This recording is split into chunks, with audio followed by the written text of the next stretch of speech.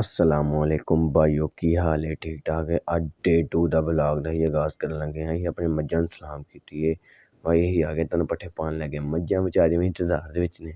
ਹੁਣ ਸਾਨੂੰ ਵੀ ਚਾਰਾ ਪਾਏਗਾ, ਪੱਠੇ ਪਾਏਗਾ। ਹੁਣ ਫਿਰ ਇਹ ਆਖਿਆ ਚਲੋ ਠੀਕ ਹੈ।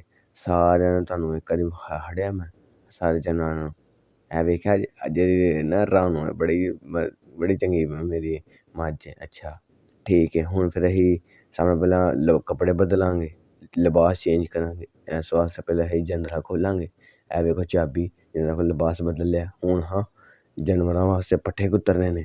ਟੋਕਾ ਚਲਾ ਦਿੱਤਾ, ਪੱਠਿਆਂ ਦਾ ਰੱਦਾ ਲਾ ਦਿੱਤਾ, ਸਟਾਲਾ ਕੁਤਰਨਾ ਸ਼ੁਰੂ ਕਰ ਦਿੱਤਾ। ਸਟਾਲਾ ਕੁਤਰ ਕੇ ਫਿਰ ਇਹ ਆਖਿਆ ਨਹੀਂ ਇਹਨੂੰ ਯਾਰ ਚਾਦਰ ਤੇ ਪਾਉਂਦੇ ਹਾਂ, ਖੁਰਲੀਆਂ 'ਚ ਪੱਠੇ ਨਹੀਂ ਪਾਉਣੇ।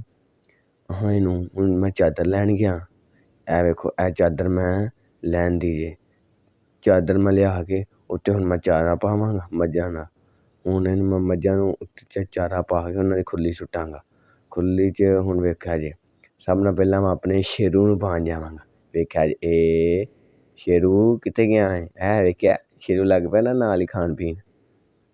ਬੜਾ ਮਜ਼ੇਦਾਰ ਨਾਲ ਹੀ ਮੇਰੀ ਜਿਹੜੀ ਬੱਕੋ ਹੈ ਨਾ ਉਹ ਘਰੇ ਘੁੰਮਣ ਡਈ। ਅੱਛਾ ਤੈਨੂੰ ਵੀ ਪਾਉਂਦੇ, ਸਬਰ ਕਰ 2 ਮਿੰਟ। ਚੱਲ ਠੀਕ ਹੈ, 1 ਮਿੰਟ ਖਲੋ ਤੂੰ। ਚਲੋ ਜੀ ਹੁਣ ਮੱਝਾਂ ਸਾਰਿਆਂ ਨੂੰ ਹਾਂ ਪੱਠੇ ਪੁੱਠੇ ਪਾ ਲੈਣੇ। ਕਾਲੋ ਨੂੰ ਵੀ ਸਾਰਿਆਂ ਨੂੰ ਪਾ ਪੂ ਲੈਣੇ ਪੱਠੇ ਪਾ ਕੇ। ਹੁਣ ਅਸੀਂ ਸੋਚਿਆ ਹੁਣ ਇਹਨਾਂ ਨੂੰ ਮੱਝਾਂ ਚੋਈਏ। ਇਸ ਵਾਸਤੇ ਮੈਂ ਆਟਾ ਫੜਿਆ। ਆਟਾ ਮੇਰੀਆਂ ਮੱਝਾਂ ਨੂੰ ਸਭ ਨਾਲੋਂ ਜ਼ਿਆਦਾ ਪਸੰਦ ਹੈ। ਆਟਾ ਫੜਿਆ, ਉਹਨਾਂ ਨੂੰ ਉਹਦੇ ਡੱਬੇ ਵਿੱਚ ਵੰਡਾ ਪਾਇਆ, ਡੱਬੇ ਵਿੱਚ ਪੱਠੇ ਪਾਏ ਨੇ। ਹੁਣ ਮੈਂ ਲਿਆ ਆਟੇ ਦਾ ਛਾਪਰ ਉੱਤੇ ਆਟਾ ਤਰੋਂਕਿਆ। ਮੱਝਾਂ ਬੜੇ ਮਜ਼ੇ ਨਾਲ ਖਾਧਾ ਹੈ। ਹੁਣ ਮੱਝਾਂ ਵਾਰੀ ਵਾਰੀ ਚੋਨਾ। ਇਸੇ ਤਰ੍ਹਾਂ ਸਾਡੇ ਵਲੋਗ ਦਾ ਐਂਡ ਹੁੰਦਾ। ਪਲੀਜ਼ ਲਾਈਕ ਸਬਸਕ੍ਰਾਈਬ ਕਰੋ।